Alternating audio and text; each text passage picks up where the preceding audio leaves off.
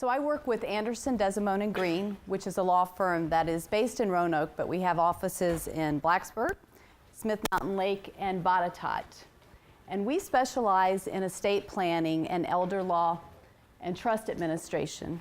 So we have attorneys that help clients administer their estates, administer their trusts. We also have an attorney who specializes in elder law, long-term care planning, so helping you with Medicaid planning, basically. We offer flat fees to our clients so you know what you're going to pay when you go in. We also provide free periodic reviews to our clients and free consultations to the families of our clients after they die or they become incapacitated, to kind of help the family through what steps need to be taken after either the death or the incapacity. So estate planning allows you to ensure that your wishes are carried out. It often gives a person a peace of mind to know that they've done what is necessary to make sure that their assets go as they want, and also to make sure that they have everything in place if they become incapacitated. Proper estate planning can help you protect your assets for your loved ones. They can help you protect against federal estate taxes, probate fees. If a loved one of yours, a child or a grandchild, has special needs to receive government benefits, there are tools that you can use to make sure that if they inherit money from you, that you're not going to put those benefits at risks.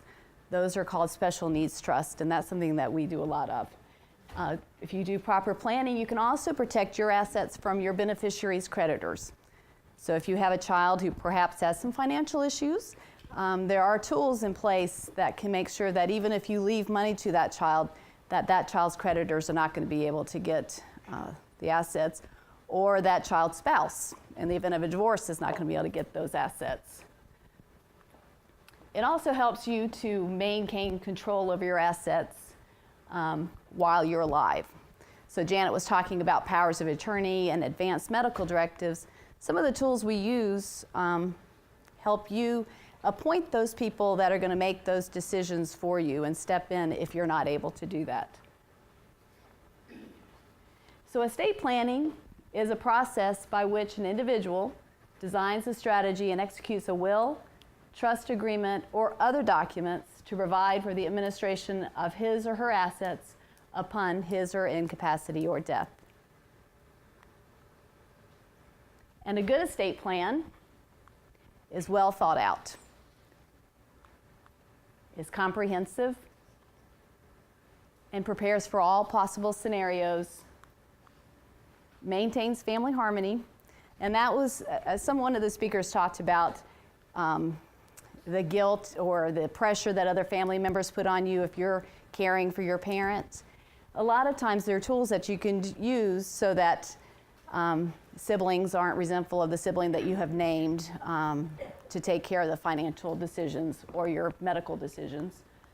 Naming fiduciaries. And a fiduciary is someone who is in a legal and an ethical position designed to take care of your assets during your incapacity and after your death. So under a will, that's an executor, and under a trust, it's a trustee. Under a power of attorney, it's an agent, and under an advanced medical directive, it's an agent. And good estate planning helps you achieve your goals while you're living and at your death. The consequences of poor planning or no planning, one of the speakers talked about guardianships and conservatorships. So if a person becomes incapacitated and decisions need to be made about their finances or their medical decisions, and they have not done planning, so they haven't done a power of attorney or an advanced medical directive, sometimes a loved one or community agency will actually have to petition the court to have that person deemed incapacitated and incompetent, and have someone appointed by the court to make the decisions to name a guardianship, which is over the person, or a conservatorship, which is over the finances. If you have a power of attorney, generally that's not necessary because you've taken the time to appoint someone as your agent who can make those financial decisions for you and act for you if you're not able to. Or you've named an agent under an advanced medical directive which gives that person the ability to make medical decisions for you, transfer you to hospitals, nursing homes, that sort of thing. Also, poor planning can result in your wishes not being carried out. So your assets would therefore be distributed according to the laws of the state that you live in, rather than how you want your assets to be distributed. Also, if you have minor children, in your will you can name who you want to be the guardian of your children if you die while they're minors. So the tools that we generally use when we talk about estate planning are advanced medical directives, general powers of attorney, wills, and trusts. So an advanced medical directive combines the living will and a healthcare power of attorney or a proxy. So a living will allows you to give instructions to your family and your physicians about whether or not you want life-prolonging procedures if you are terminally ill, and those procedures are just going to artificially prolong your death. And the healthcare proxy allows you to name the person who can make those decisions for you if you're unable to make those decisions. Did you have a question? Okay, I'm sorry. And the agent, under the power of attorney, really is able to do most anything medical that you could do. And as Janet pointed out, this person does not start acting until you're unable to make those decisions. And basically, your physician and one other physician have to agree that you do not have the decision-making ability to decide what medical procedures you need. So even once you sign these documents, you're not losing your authority to make those decisions. You're just naming someone to step in to make those decisions for you when you're not able to. So under the advanced medical directive, the agent can make medical decisions, including providing, withholding, or withdrawing medical treatment.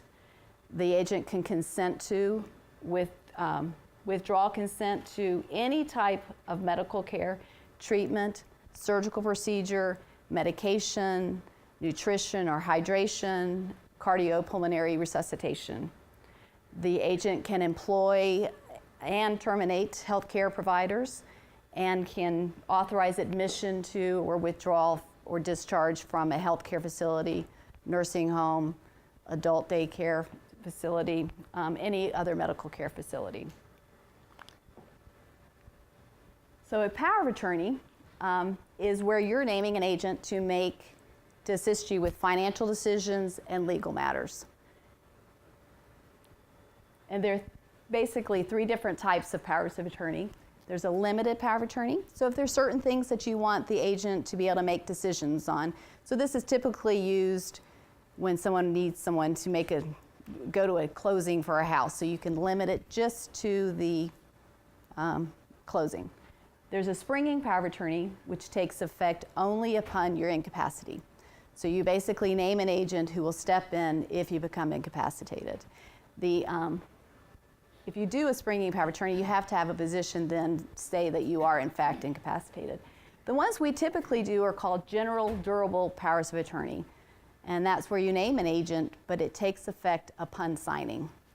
Now, that doesn't mean you lose the ability to act, but the agent gains the authority to act immediately upon signing. And it's called durable because it survives your incapacity. So you sign it while you have capacity, and it just continues until your death. And you can always change these documents and name new agents as long as you retain your capacity. So the last will and testament is a legal document declaring a person's wishes regarding the disposal of their property when they die. And it specifies your beneficiaries, so who's going to inherit from you, who's going to get your assets, and also names the representative that's going to administer your estate. So it names the person who's responsible for making sure that your wishes are carried out. And the requirements in Virginia for a will are that you have to be over 18, you have to be competent, you have to have 2 witnesses sign it, and they have to be over 18 and unrelated to you. And you have to be competent. So you have to do the planning while you have the capacity. Once you lose the capacity to know who your heirs are, what you have, and how you want it distributed, it's too late to make the documents. So you really need to do the planning now while you have the ability to make those decisions. So a lot of times you'll hear about wills and trusts. There are pros and cons to both, and trusts are not for everyone and wills aren't for everyone. The benefits of a will are that it's a lot cheaper to establish. There is probate when you go through a will. A will is not private because it's filed with the court and becomes a public document. So I don't know why someone would want to, but if someone wanted to know what was in your will after your death, they could go to the courthouse and get a copy of it. A trust is a private document and there is no court involvement. However, with the trust, there is what we call homework. Trust is no good if there's nothing in it. So you have to fund the trust, which means basically you transfer your assets into the trust. But with a trust, there is administrative ease. So it does make the administration of your estate after your death a lot easier because the trust owns the assets and therefore the trustee can distribute them. So a trust is a document that's created during your lifetime over which the grantor, which is you, the creator, reserves the right to terminate, revoke, modify, or amend. It's also often called an inter vivos trust, which just means a gift during life. If you do a trust, you also do all of the other documents. A will, advance medical directive, power of attorney, and advance medical directive. So the trust is a relationship where property is transferred to an entity and then it's administered by the trustee. So typically when you do a trust, you're the trustee, or you and or your spouse are the trustees, and then you name who's going to take over if you're incapacitated and at your death. So if you've done a trust and you've transferred your assets into the trust, that trustee then can start distributing assets during your incapacity. So when you, if you become ill or you're in a nursing home, you still have the income from the trust that'll be distributed to the trustee. The trustee there can pay for your bills, your medical care, and all of that. And so that alleviates sometimes the need for guardianship or conservatorship.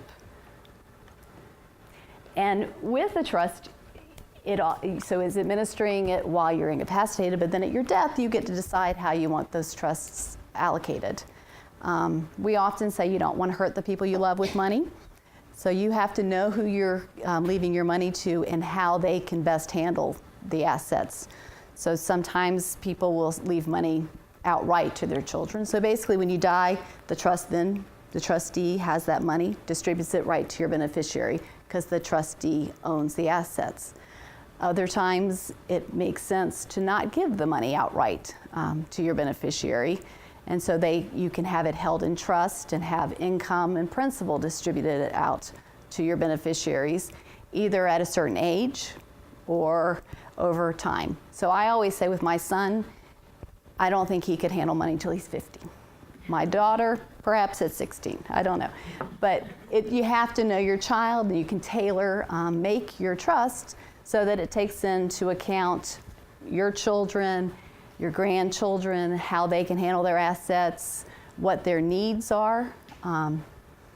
So giving a lot of money to a young person is generally speaking not a good idea. I always say if I'd gotten money at 18, I'd probably be living in the Bahamas bartending somewhere and I would not be here. So you definitely want to make sure that either in your will or your trust, you provide some mechanism so that your assets will not be distributed to either grandchildren or children before they're an age that they can manage and control their money.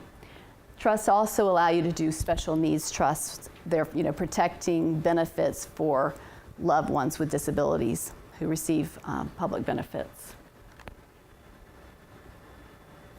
So, should everyone have a trust?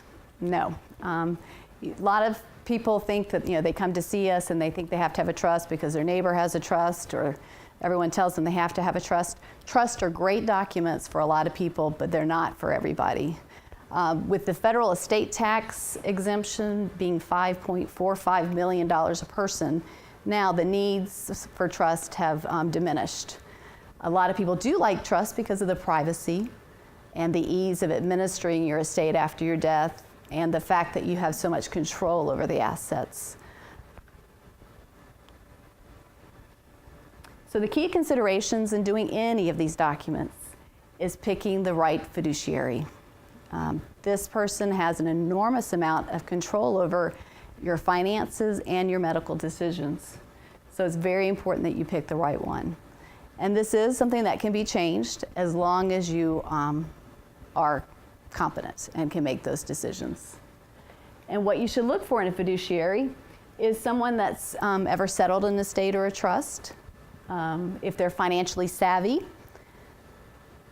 Trustworthy is probably the most important one. You want to make sure that this is someone that you can trust with your assets, because under a power of attorney, that agent can sell your house, can sell your car, can make any financial decisions.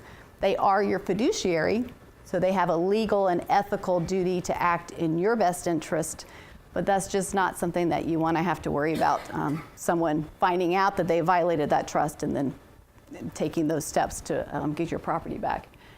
And you also need to consider whether it's going to be a burden. So resentment from siblings, if you're naming one of your children as the trustee and not the other one, you should have the discussion with the child who's not been named as to why you chose the other child as the trustee, so that you can take care of some of that anxiety before the sibling finds out that they weren't, or the child finds out that they were not named as your trustee.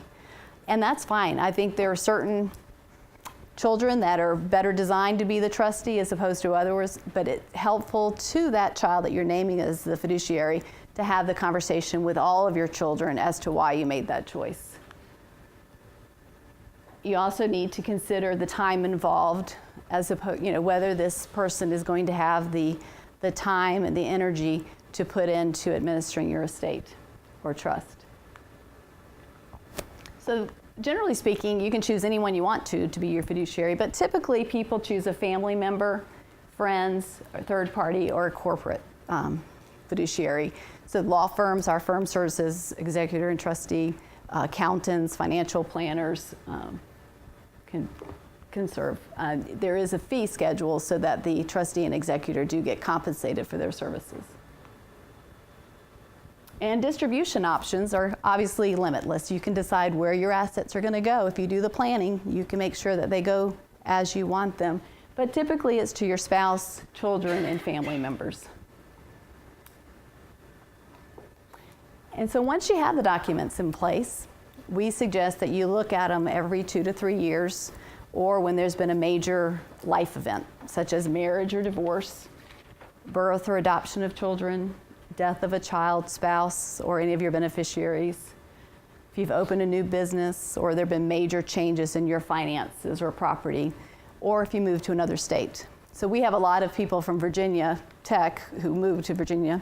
They'll come and see us and do kind of a checkup, and we can do little changes to make sure that their will is valid in Virginia.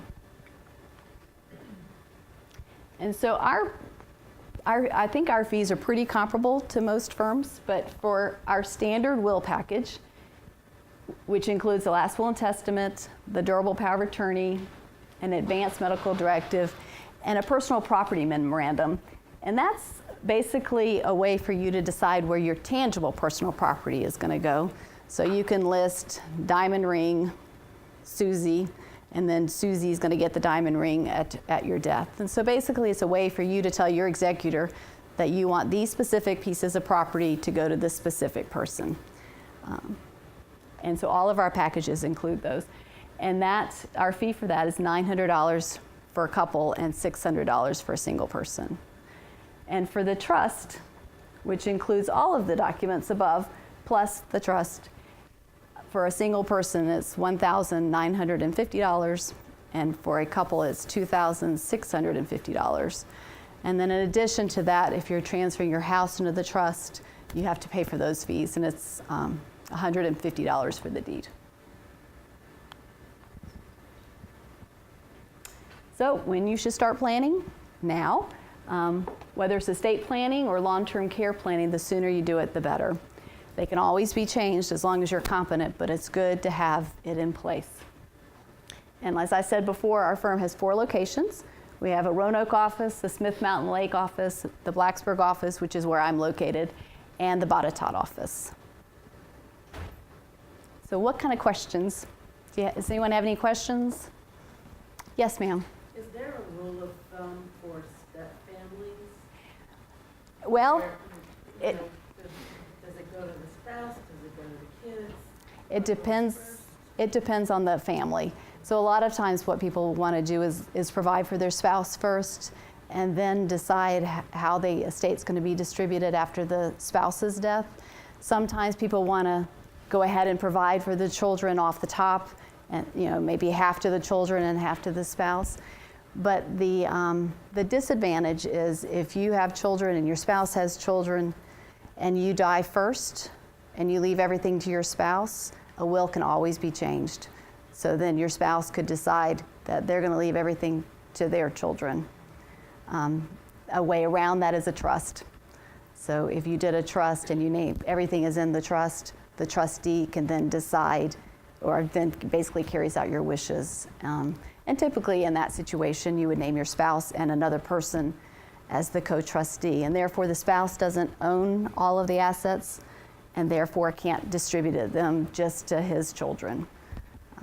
But we see all sorts of things, and you just kind of have to decide how much of your estate you want to go to your children, and if there's a way that if your spouse has to have those assets in order to survive, or whether you can go ahead and divert some assets directly to your children and then the rest to your spouse. So, Yes, sir. In the question of competency, you said that 2 doctors had to certify competency. And that's for an advanced medical director.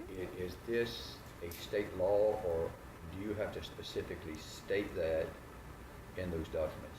It is a state law, and it is stated in the documents. And basically what the physicians are saying is that you do not have the capacity to understand what the medical procedures that they're wanting to apply are and what will happen if they are not applied. And then after every 180 days, there has to be a recertification that you are in fact incompetent and that the agent should still be acting on your behalf. So you can be incompetent and regain capacity, so it can change. Did that answer? Do you have to state who the 2 doctors are? No, sir. It's one doctor that you know, and then one that's familiar with your care. You have to state at least one doctor? You don't name that in your document. It's called it's literally says your family practitioner and one other doctor. Yes, ma'am. You talked about people having to update their wills when they moved into state. Does the executor have to be in the same state that the will's going to be? No, but yes. So the executor can be anyone you name, but if it's not a Virginia resident and the person qualifies, they will be required to post a bond. A way around that is to name co-executives. So you have an executor that's in Virginia and then ones that's not in Virginia. So they can still serve, but posting a bond is often something that it costs money and just a step that they have to go through. Co-executive. Right now, you have a person named as an executor. You can have one that, if something happens to the first one, second one, is that considered the co-executor? So you can name one executor to act and then an alternate, or you can name co-executives so that they act together. Co-executors so that they act together. And in our documents we can also say I've named an out-of-state executor and I'm giving that executor the authority to hire someone or co-qualify with someone in Virginia. So there are ways around it. Frankly, my brother's my executor because I trust him to do it, but he lives out of state. So I've given him the authority to hire my firm or hire someone else to step in to serve with him, so he won't have to pay the bond, but I'm going to let him make the decision about who he wants to do. So. Is this also true about the durable medical power of attorney? No, ma'am. Yeah. Yes. If you have a medical advance directive and you're only child and your parent comes in incapacitated, Right. is there anything else you needed in case you had to put them in a nursing home? Are you okay with just that? Yeah. They did that in the hospital, but I didn't know if I needed the durable power of attorney too. Or Well, the advanced medical directive, you have the authority over your parents' medical decisions and where they go.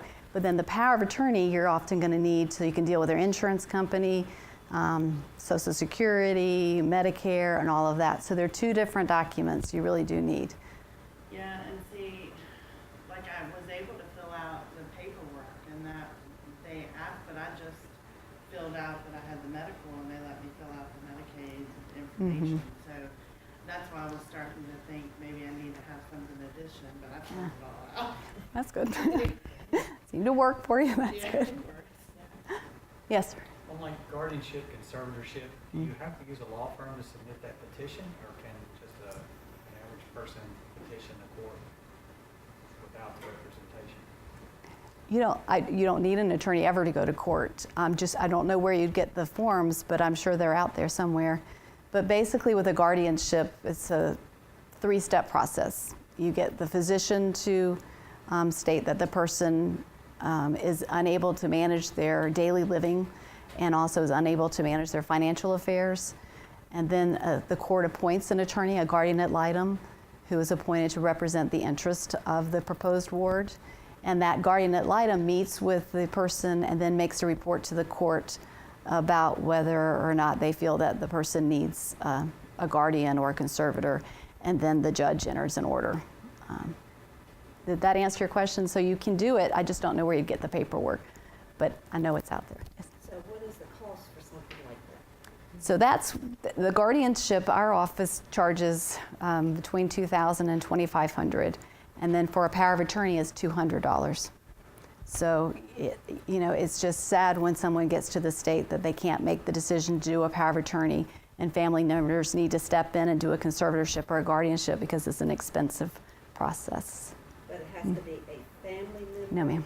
No, ma'am. In fact, there's some community agencies, guardian of last resort. So there's some agencies that will step in and be the guardian or conservator for people who don't have a family member or a friend that can step in and do that. So there are possibilities. Yes, sir. Yes, ma'am. How are creditors affected with or without a will? Because I've got a friend that's decided they need to decide what they want to do. Mm-hmm. And they're wanting to give all their stuff, they're like, all right, I want this person. I said, you need a will, but they're not taking into account, they still owe money. Mm-hmm. So are creditors, what happens with those, with or without, with and without a will? Well, the first paragraph in your will says all my debts, funeral expenses, and last medical expenses get paid. So your creditors get paid, and then everything else gets distributed. So what if they don't have a will? Basically, your creditors are still going to get paid, and then it gets distributed according to intestacy law, which basically says it goes to your spouse. If you have children that are not of your spouses, then 2/3 go to your children and 1/3 to your spouse. If you have no spouse, it goes to your children. If you have no children, then it goes to your parents. If you have no parents, then it goes to your siblings, and so it gets distributed. But your debts get paid. And so someone would have to qualify to administer a estate, and then the creditors will file claims against your estate, and then they get paid.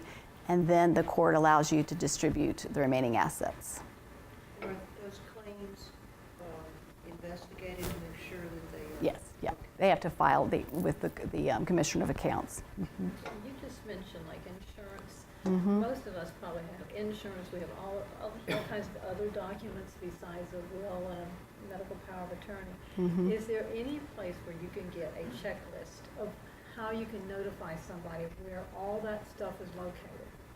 Well, we typically, in the back of all of our documents, say where your documents are located, who your financial planner is, who your attorney is, where all of your accounts are.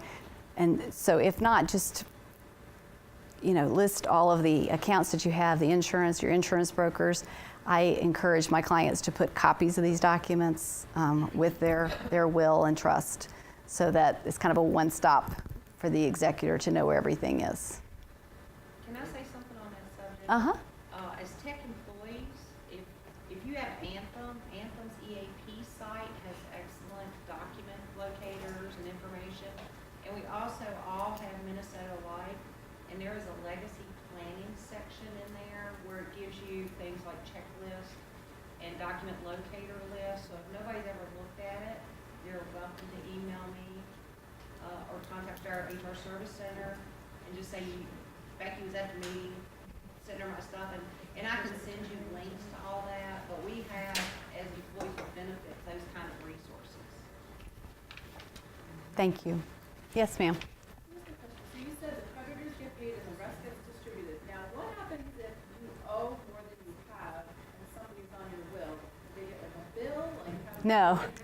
Yeah, right. So you're not really on the hook by, No. giving them. No.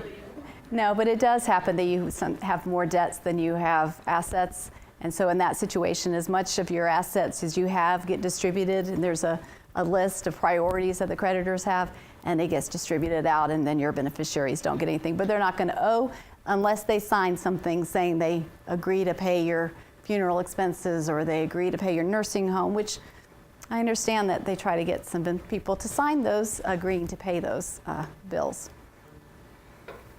Yes, ma'am. I understood years ago, like if a female spouse passed away, then the husband got 50% of her property and the children got 50%. But if the male spouse passed away and there was no will, then she only got a third and the children got 2/3. That's been changed. It had to be- Yes. Okay. Little enlightenment there, a little equality. But like I said, Yeah. it was like, Mm-hmm. Used to be that the spouse couldn't inherit at all, the wife couldn't inherit at all, but right, yeah. right. Mm-hmm. So now it's both male or female get a third. Right. If you die intestate and you have a spouse and you have children from another marriage, the spouse gets a third and the children get 2/3. Yes, ma'am. Married couple, joint accounts on the property, banks, and beneficiary of life insurance policy. You still need a power of attorney.